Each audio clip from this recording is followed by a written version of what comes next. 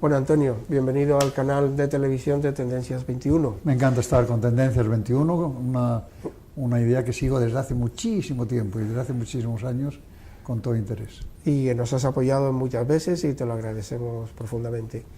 Te quería hacer una pregunta como testigo que eres de excepción de muchos acontecimientos de España y del mundo en los últimos 50 años. Y para ti, ¿qué es lo que más ha cambiado, el cambio más significativo operado en España y en el mundo en los últimos 50 años? Pues yo me referiría fundamentalmente a dos cambios, el cambio económico y el cambio sociológico, ¿no? Dentro del cambio sociológico yo creo que el cambio más importante ha sido el de la mujer, es decir, el protagonismo que está adquiriendo la mujer en el deporte, en la política, en la vida civil, en la empresa, en todos los sitios. Todavía de una forma muy incompleta, es decir, la mujer no debe fiarse de que el machismo haya renunciado a mantener sus centros de poder, ¿no? Pero qué duda tiene que, por ejemplo, en España, si a mí me preguntaran qué ha cambiado en España de una manera decisiva, ha sido el papel de la mujer en la vida española, que ha enriquecido la vida democrática, ha enriquecido la vida económica y sobre todo ha enriquecido también hasta la vida cultural. Y no digamos la vida deportiva, en donde está demostrando pues, que tienen pues, mucha más capacidad que el hombre pues, para aguantar dificultades y para superar resistencias. Mira, de los últimos 50 años, ¿podemos hablar de evolución social significativa o de una cierta regresión social debido a las desigualdades? Bueno, hay de todo. En general, no hablo solo de España. Hay de todo. Por de pronto que se sepa que el país más desigual del mundo en estos momentos es Estados Unidos, con una gran diferencia con respecto a los demás. En Estados Unidos la concentración de la riqueza en el 1% más rico es un proceso realmente que de momento es irreversible y que al parecer nadie quiere revertir. Y España también tiene ese problema de una manera muy especial porque es el país más desigual de Europa, ¿no? Tenemos que empezar a aceptar que la desigualdad ya no es un tema puramente estético, es un problema filosófico, existencial, dramático, injusto, urgente, o afrontamos la desigualdad o realmente la sostenibilidad del sistema va a ser nula, pura y simplemente nula, porque si lo que estamos haciendo es liquidar las clases medias, empeorar las clases pobres y concentrar la riqueza en los ricos, yo creo que nadie puede esperar que eso tenga futuro, porque eso funciona. Sería como una especie o sea, ya no se trata ya de tener más o menos sensibilidad social, se trata de que las cosas cuando no son lo que tienen que ser no funcionan, y ese tema es el tema que en estos momentos tiene planteada la humanidad de una manera especial. Y me refiero a los países ricos. Si luego comparamos la distancia entre países ricos y pobres, pues también nos damos cuenta de que hay una serie de brechas que son realmente intolerables, ¿no? Se están corrigiendo, hay mucha gente que se tranquiliza diciendo sí, pero la brecha digital está mejorando. ¿Qué duda tiene que hay países en África que empiezan a tener una estructura digital más rica? Pero la verdad es que sigue habiendo unas brechas económicas, culturales, digitales tremendas, ¿no? Yo creo que en esos temas, a partir de ahora, la humanidad tiene que concentrarse, y yo creo que lo va a hacer, pero más que nada porque no tiene otro remedio que hacerlo. Y esa frase famosa de que nada tiene tanta fuerza como una idea cuyo tiempo ha llegado, es verdad. Es decir, pues la idea de combatir la desigualdad está ahí y va a haber que hacerlo. ¿Y tú cómo piensas que podría abordarse ese problema? ¿Qué habría que hacer al respecto? Las técnicas habituales son la técnica fiscal, es decir, gravar más a los ricos y gravar menos a los pobres, lograr que ese principio se mantenga. El problema es que las cosas se dicen así y parecen fáciles, pero luego resulta que son muy difíciles, porque lo que todo el mundo dice es no, porque como usted grave a los ricos se llevan la riqueza a otro sitio. Bueno, pues habrá que lograr superar ese problema. Un reequilibrio. Pero tiene que haber un reequilibrio, y la técnica fiscal es la adecuada. La responsabilidad social es también importante. En Estados Unidos ya se ha puesto de manifiesto un grupo de multimillonarios que se han comprometido, son más de 42, a dar el 50% de su riqueza, no menos, porque si no, no se puede incorporar al club. Se tienen que aportar el 50% de su riqueza para temas sociales. Eso demuestra que los ricos empiezan a darse cuenta en un país como Estados Unidos que el sistema actual no puede funcionar y que la riqueza tiene que asumir una nueva responsabilidad cara al futuro de las sociedades. También quería saber ¿Cuál era tu percepción de la escalada de la inestabilidad que se está produciendo en algunas regiones, por ejemplo el caso de Ucrania, en la vuelta de la tensión de las potencias, o el cambio climático que está originando también tensiones internacionales? ¿Cuál es tu percepción de esta situación? El tema de Ucrania es un tema importante, pero yo diría que comparado con otros mucho menores. Por ejemplo, comparar el tema de Ucrania con el tema de Siria no se puede hacer. El tema de Siria o el islamismo radical, que es un drama auténtico, es un drama auténtico. Es decir, el número de... es decir, que tengamos en estos momentos la cifra de refugiados mayor que ha habido nunca en la humanidad, más de 42 millones de refugiados, realmente demuestra que estamos viendo problemas auténticamente tremendos, ¿no? Es que hay mucha gente que ya prefiere, como es lógica, asumir cualquier riesgo. Yo he conocido personas que han ido desde Siria hasta la frontera con Ceuta y Melilla, pues para ver si pueden lograr pasar al continente europeo, ¿no? Y lo han hecho prácticamente a pie o con medios de transportes tremendos.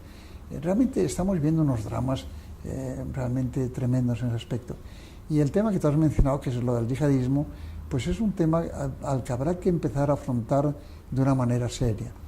Vamos a ver, una persona que está dispuesta a morir, que no tiene miedo a morir, tiene más fuerza que un portaaviones. Es decir, si alguien no está dispuesto a morir es más difícil, pero gente que está dispuesta a morir tienen una capacidad de acción tremenda y una capacidad de paralización y de atemorización de sociedades tremenda, ¿no? Y yo creo que en ese aspecto no es que no podamos bajar la guardia, es que tenemos que ser conscientes de que es un riesgo auténtico y real, y que frente a ese riesgo hay que poner todos los medios inimaginables en marcha.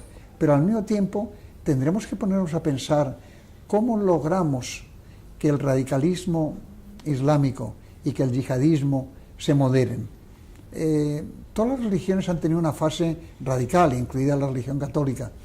El misterio es en cómo el islamismo no logra moderarse después de tanto tiempo.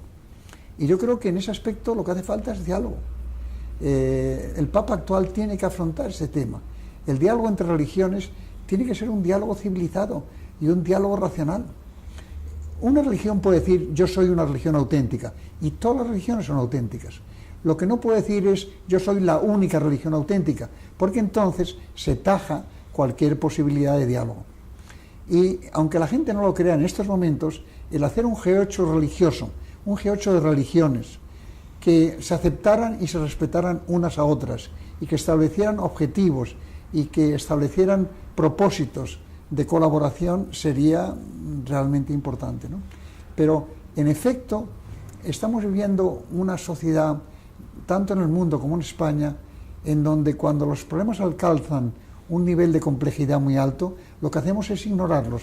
Hombre, no podemos ignorarlos del todo porque sabemos que están ahí. Pero lo que hacemos es, pues bueno, convivir con ellos, los miramos de reojo, comentamos entre nosotros y decimos qué horror esto, pero la verdad es que no hay una voluntad auténtica de afrontar el problema, y es ahí donde tenemos que mejorar. Yo te refería antes la situación en Ucrania porque está dando origen a una nueva confrontación soviético, iba a decir ruso-norteamericana, y cómo veías tú, si veías posibilidades de una escalada en esa región que afecta al desarrollo de Europa. Yo personalmente no la veo, no quiero minimizar el problema y comprendo que es un problema especialmente complejo. Yo he estado en Ucrania, he conocido el problema y lo he vivido hasta geográficamente, y el que crea que es un problema muy simple también se equivoca, es un problema como todos los problemas actuales muy complejos. Es decir, la postura de Rusia nos parece intolerable desde la óptica europea y desde la óptica americana, pero desde su propia óptica tienen también sus argumentos y sus razones, ¿no?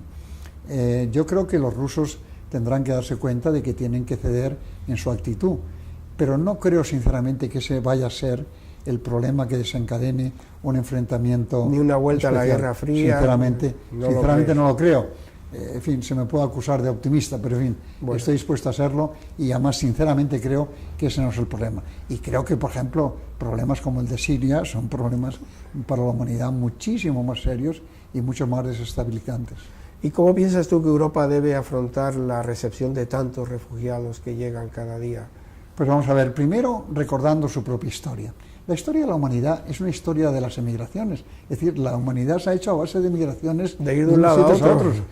Recordemos lo que son los Estados Unidos. Los Estados Unidos es el producto de la migración europea. Totalmente. Es decir, no veamos estos fenómenos como fenómenos nuevos, ni como fenómenos especialmente difíciles. Los procesos migratorios son absolutamente inevitables. Y además siempre han sido positivos. En Estados Unidos se reconoce que la migración mexicana y la migración latinoamericana ha sido para Estados Unidos realmente una bendición auténtica. Entre otras cosas porque les mantiene los niveles de natalidad altos, que es un tema importante para el país, ¿no? Porque el envejecimiento, por ejemplo, que está sufriendo la sociedad europea es tremendo, ¿no? Sí, sí. A pesar de todo, en Europa hay como una especie de egoísmos nacionales, pues que ven este problema, pues también, como hemos dicho antes, como problemas que no hay que preocuparse demasiado, bueno, que se irán lidiando con ellos.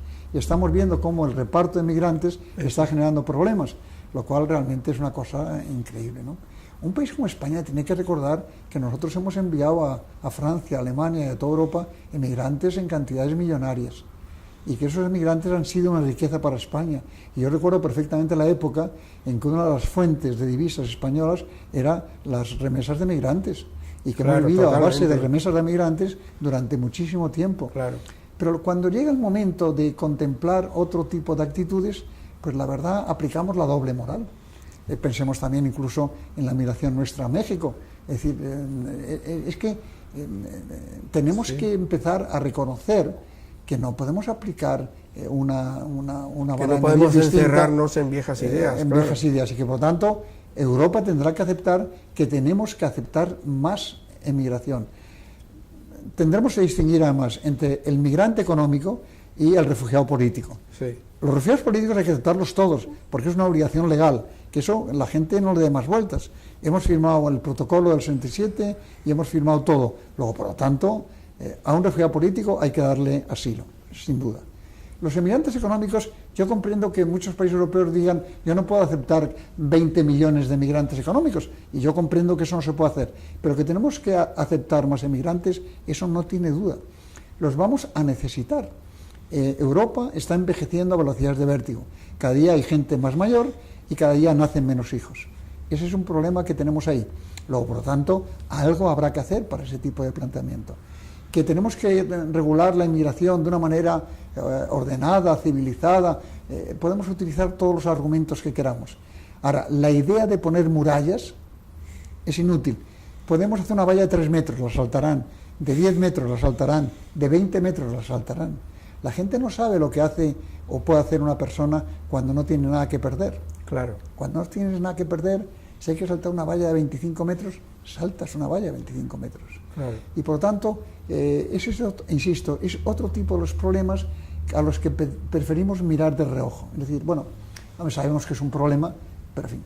Y luego que los españoles sepamos que el problema de España en materia de migración y refugio, comparado con el de Italia, es nada. Es decir, en Italia, a través de Lampedusa, están sufriendo, es decir, el número en términos cuánticos es de prácticamente 10 o 14 veces el nuestro, ¿no? Es decir, menos hipocresía, menos dogmatismo, más sentido de solidaridad, más sentido incluso de pragmatismo.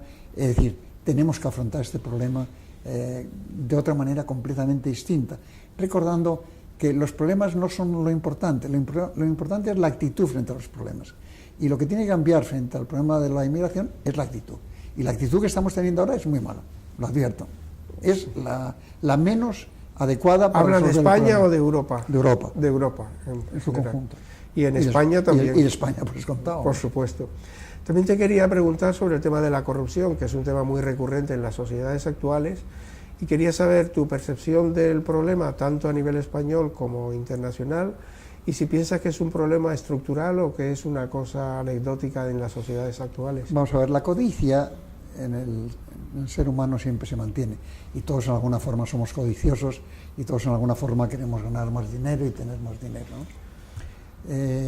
Esa cultura de la codicia empezó en Estados Unidos, en el mundo financiero, que fue la que generó toda la crisis actual, y realmente nunca han aceptado esa responsabilidad, pero ellos son los culpables, ¿no? Atacar la corrupción, obviamente hay que atacarla. La corrupción no va a desaparecer, siempre habrá algún grado de corrupción. El problema es cuánto. si la corrupción es del 2%, o el 3%, o el 5%, pues lo aceptaremos. Cuando la corrupción se acerca al 50% o se convierte en un problema institucional, como hay muchos países latinoamericanos que tienen un problema institucional de corrupción, es que todo está corrupto, todo en sí mismo está corrupto. Y la corrupción se acepta además de una manera tremenda. Yo recuerdo visitar países latinoamericanos en donde familias muy pobres pagaban mordidas por servicios como el gas o el agua y tal, y cuando uno decía, pero es que usted no debe pagarlo, te miraban como un loco y decían, pero mire usted si es una cantidad muy pequeña la que me piden y tengo asegurada. Es decir, están como establecidos en la propia sociedad, ¿no? Frente a eso, ¿qué cabe? Primero, lo que hemos empezado a poner en marcha en España, que es la ley de transparencia, hacer que todo sea mucho más transparente, que los ayuntamientos, que las empresas, que los organismos sean auténticamente transparentes. Y que, por lo tanto, ¿la transparencia va a eliminar la corrupción? No, pero la va a hacer mucho más difícil. Es decir, hay ayuntamientos en España transparentes, como es el de Bilbao, en donde un ciudadano puede preguntar todo lo que le parezca oportuno con respecto a ese ayuntamiento. Pues lo mismo habrá que hacer con los ministerios, con los parlamentos, con los partidos políticos, con todo el mundo. Y cuando empecemos a mejorar en materia de transparencia, ese tema irá mejorando. ¿España es el país más corrupto del mundo? No, es decir, Italia es más corrupto que España. En China el grave problema en estos momentos, según Xi Jinping, es la corrupción, y lo ha dicho además públicamente, vamos, no es que yo le atribuya palabras, vamos, lo ha dicho públicamente en el Parlamento chino, que en estos momentos en China el grave problema es la corrupción. ¿Por qué? Porque en China hay un proceso de crecimiento económico, y todos los procesos de crecimiento económico llevan aparejados problemas de corrupción. En España tuvimos un problema de corrupción gravísimo, que fue el conectado con el mundo inmobiliario, porque fue un sector con crecimientos económicos espectaculares, en donde se podía hacer una fortuna en cualquier momento, y eso inmediatamente pues generó como la fiebre del oro. Es decir, es que realmente la gente enloqueció, realmente enloqueció. Y hemos vivido una locura económica tremenda, ¿no? Yo creo que en estos momentos la corrupción en España es menor que la que había hace 8 o 10 años, en el sentido de que la gente se ha dado cuenta de que la gran mayoría de los corruptos, no digo que todos, pero una gran mayoría de corruptos están cayendo. Bueno, han caído y siguen cayendo. Y al final, esto va a ser una clave decisiva, porque si la gente se da cuenta que frente a la corrupción no cabe la impunidad, pues entonces antes de corromperse lo van a pensar al menos 2 veces. Porque es que lo que pasaba antes es que uno no tenía la menor sensación de peligro. Claro. Había como una especie de clima de impunidad total. De cultura de la corrupción. Y en un clima de impunidad total, pues las cosas son... Todo vale. Todo vale.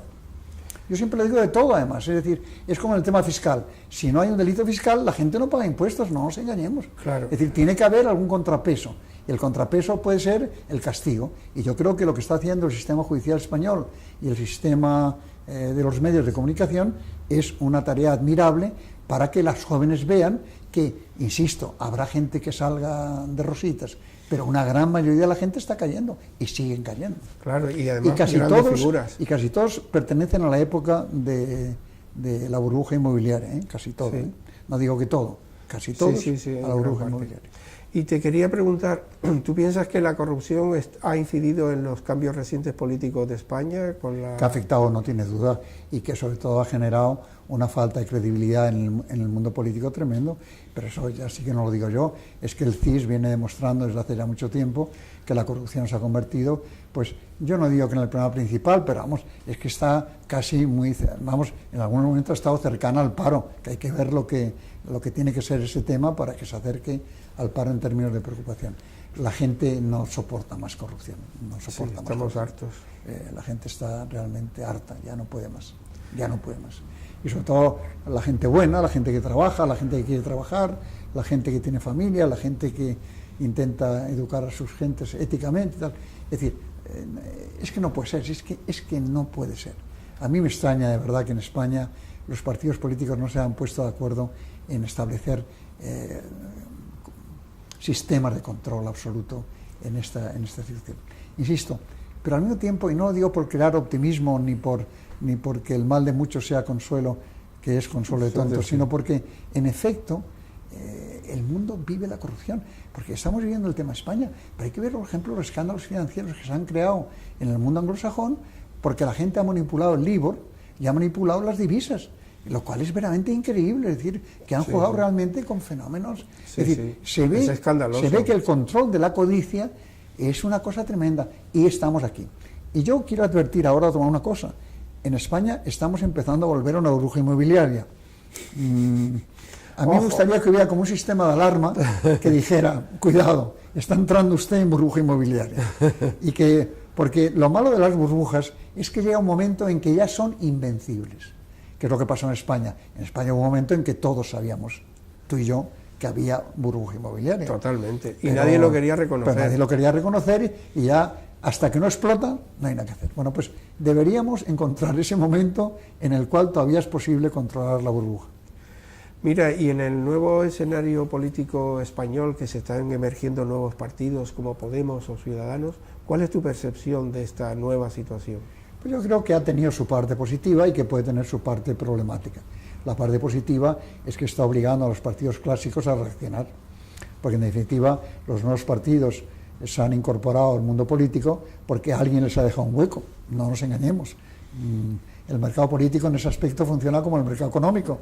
Si en el mercado económico alguien te deja un hueco, lo ocupas. Bueno, pues aquí han ocupado un espacio que habían abandonado por desidia, por falta de ocupación, por falta de sensibilidad, los partidos clásicos. Eso tiene de bueno el hecho de que ahora están intentando reaccionar, y el mero hecho de que intenten reaccionar a mí me parece que es positivo. El tema problemático es que, vuelvo a reinsistir en una idea, la democracia no consiste en que estemos de acuerdo, consiste en convivir en desacuerdo. ¿Y cómo se convive en desacuerdo? Con el diálogo. Y en España la cultura del diálogo es muy pobre. Es decir, es que no dialogamos, es que nos cuesta dialogar infinitamente, ¿no? Y sin diálogo no hay democracia. Tú has sido un adalid del diálogo en toda la... Lo sabes que vengo escribiendo sobre este tema permanentemente. Es que sin diálogo no hay democracia. ¿Qué es lo que va a pasar? Hombre, lo que va a pasar es que los nuevos partidos que se han incorporado y que no tienen, digamos, un pasado... Una trayectoria. Una trayectoria más que un pasado, porque todo el mundo tiene pasado. Se empiezan a dar cuenta de que el poder modera mucho. Porque hay unas realidades, sobre todo las realidades sociológicas y las económicas, pues que, es decir, y además yo creo que en estos momentos todo el mundo está operando pensando en las próximas elecciones generales, y por lo tanto pues está todo el mundo en una especie de compás de espera que hace que las cosas las veamos como muy complejas, ¿no? Pero yo creo que la idea es que todo este tipo de temas, una ciudadanía como la española las va a saber interpretar, y que en las elecciones generales se va a volver a producir como una especie de reordenamiento de la situación. No digo cómo, porque no sé ni me atrevo a explicar cómo, pero que nadie crea que este pueblo es un pueblo insensato. Es un pueblo que quiere, como es lógico, mejorar la condición ciudadana y buscar nuevas salidas, ¿no? Y yo creo que en ese aspecto todo lo que ha pasado ha tenido su sentido, y todo lo que va a pasar también va a tener su sentido.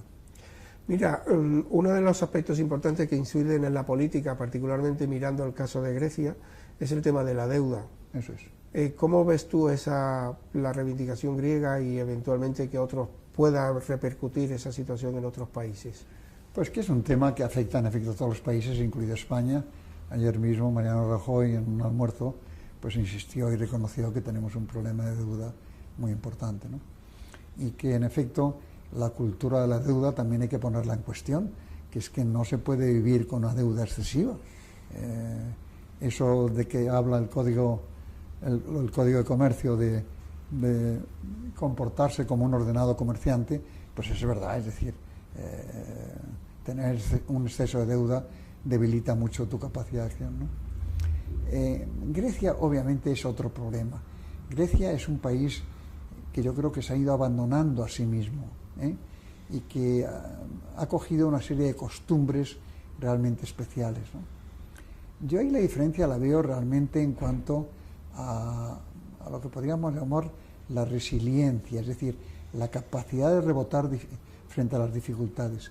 Y España, por ejemplo, en ese aspecto ha sido un país admirable, es decir, lo que ha pasado y está pasando en este país, a pesar de las crisis, a pesar de la pobreza, a pesar del paro, que realmente se mantenga la vertebración de la sociedad, que los niveles de seguridad ciudadana siguen siendo realmente altos y realmente admirables, que mucha gente esté soportando dificultades máximas con una entereza y con una dignidad admirable, ¿no? Y yo creo que eso, en un país como Grecia, esa cultura del sacrificio y de la capacidad de aguantar es muy débil. No es la misma. Es muy débil. Y yo creo que eso es lo que van a tener que aprender, porque como dicen los americanos, no hay alternativa al trabajo. Yo creo que este país es un país España es un país en donde se trabaja y en donde se quiere trabajar, y en que cuando se tiene oportunidad de trabajar se demuestra la calidad de ese trabajador, ¿no? Bueno, yo espero que ese tema se resuelva. Vamos, con esto quiero decir simplemente una cosa. Como todos los problemas son muy complejos, es decir, hay que evitar la tentación del dogmatismo. Grecia tiene toda la culpa, Europa ninguna. No, Europa tiene que asumir también su culpa.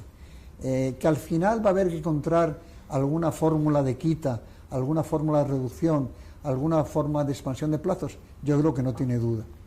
Vamos a ver qué pasa este domingo. Sí. En el referéndum. En el referéndum, y desde ahí partiremos, ¿no? Pero yo creo que tanto como se sale el sí como se sale el no, la solución es complicada, ¿no? Claro, en los dos casos. A mí me encantaría que el problema se resolviera porque el Constitucional griego decidiera que el referéndum no ha sido consultado legalmente. No tiene una consulta legal. No tiene una consulta legal. Y que se siguiera negociando. Pues, en fin, ya veremos. Ya.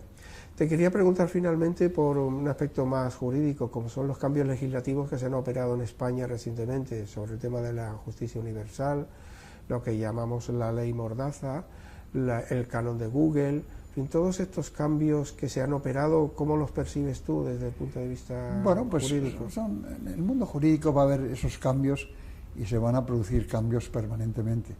El otro día estuvimos en colaboración con otra fundación, la Fundación FIDE y la Fundación Garrigues, estamos estudiando, por ejemplo, la relación del derecho con la nueva tecnología y la relación del derecho con la nueva ciencia, en donde están produciendo fenómenos que en estos momentos los juristas no somos capaces de entender, ¿no?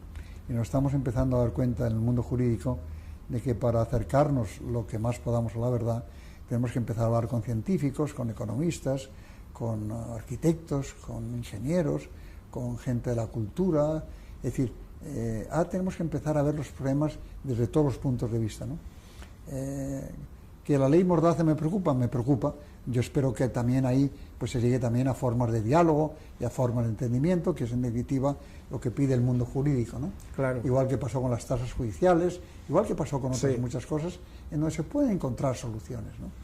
El actual ministro de Justicia es una persona muy partidaria de todo este tipo de encuentros y de diálogos, ¿no?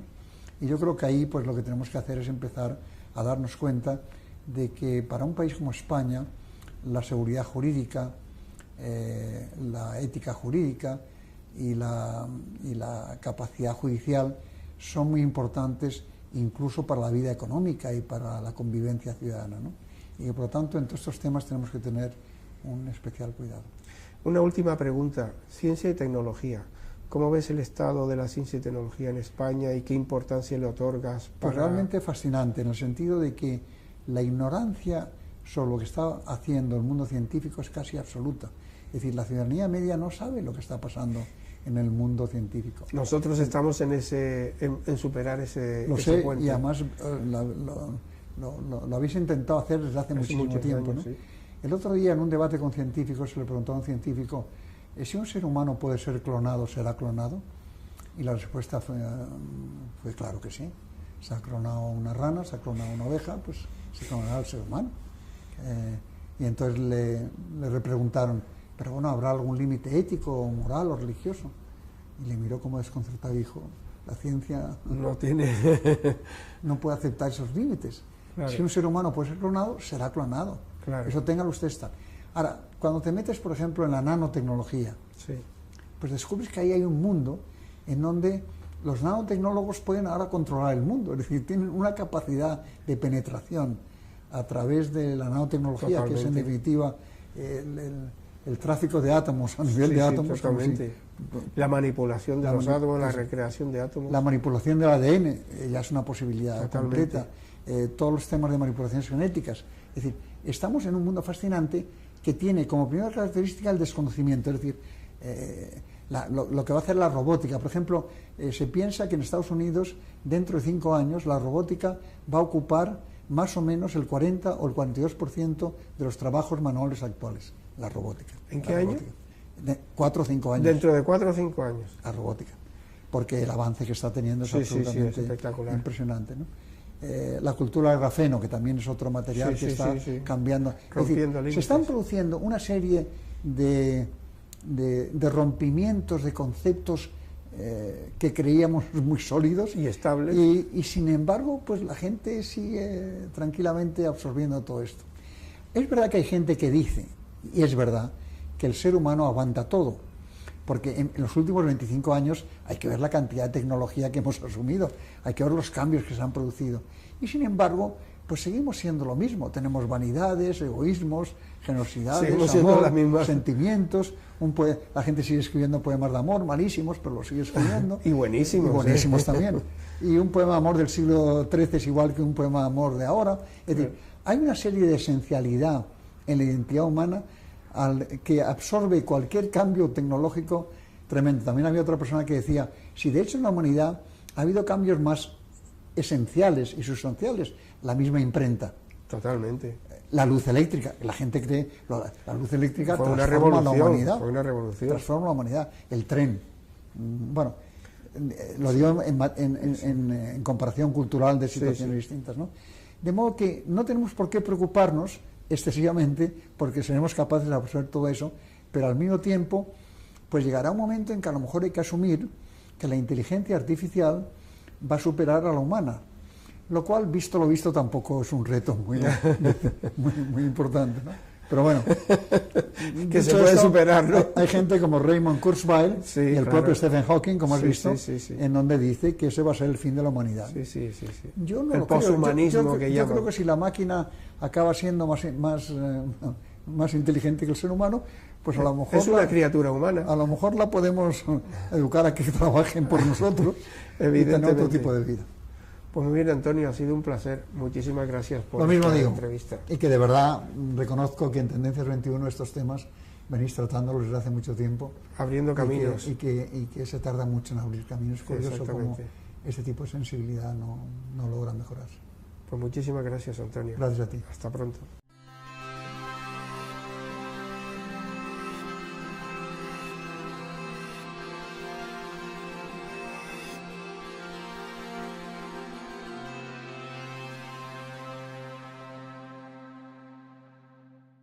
Unas brechas económicas, culturales, digitales tremendas, ¿no? Yo creo que en esos temas, a partir de ahora, la humanidad tiene que concentrarse, y yo creo que lo va a hacer, pero más que nada porque no tiene otro remedio que hacerlo. Y esa frase famosa de que nada tiene tanta fuerza como una idea cuyo tiempo ha llegado, es verdad. Es decir, pues la idea de combatir la desigualdad está ahí, y va a haber que hacerlo. ¿Y tú cómo piensas que podría abordarse ese problema? ¿Qué habría que hacer al respecto? Las técnicas habituales son la técnica fiscal, es decir, gravar más a los ricos y gravar menos a los pobres, lograr que ese principio se mantenga. El problema es que las cosas se dicen así y parecen fáciles, pero luego resulta que son muy difíciles, porque lo que todo el mundo dice es no, porque como usted grave a los ricos se llevan la riqueza a otro sitio. Bueno, pues habrá que lograr superar ese problema. Un reequilibrio. Pero tiene que el sistema va a ser nula, pura y simplemente nula, porque si lo que estamos haciendo es liquidar las clases medias, empeorar las clases pobres y concentrar la riqueza en los ricos, yo creo que nadie puede esperar que eso tenga futuro, porque eso funcione. Sería como una especie de o sea, ya no se trata ya de tener más o menos sensibilidad social, se trata de que las cosas, cuando no son lo que tienen que ser, no funcionan. Y ese tema es el tema que en estos momentos tiene planteada la humanidad de una manera especial. Y me refiero a los países ricos. Si luego comparamos la distancia entre países ricos y pobres, pues también nos damos cuenta de que hay una serie de brechas que son realmente intolerables, ¿no? Se están corrigiendo. Hay mucha gente que se tranquiliza diciendo sí, pero la brecha digital está mejorando. ¿Qué duda tiene que hay países en África que empiezan a tener una estructura digital más rica? Pero la verdad es que sigue habiendo... De los últimos 50 años, ¿podemos hablar de evolución social significativa o de evolución, una cierta regresión social debido a las desigualdades? Bueno, hay de todo. En general, no hablo solo de España. hay de todo. Por de pronto que se sepa que el país más desigual del mundo en estos momentos es Estados Unidos, con una gran diferencia con respecto a los demás. En Estados Unidos la concentración de la riqueza en el 1% más rico es un proceso realmente que de momento es irreversible y que al parecer nadie quiere revertir. Y España también tiene ese problema de una manera muy especial porque es el país más desigual de Europa, ¿no? Tenemos que empezar a aceptar que la desigualdad ya no es un tema puramente estético, es un problema filosófico, existencial, dramático, injusto, urgente, o afrontamos la desigualdad o realmente la sostenibilidad.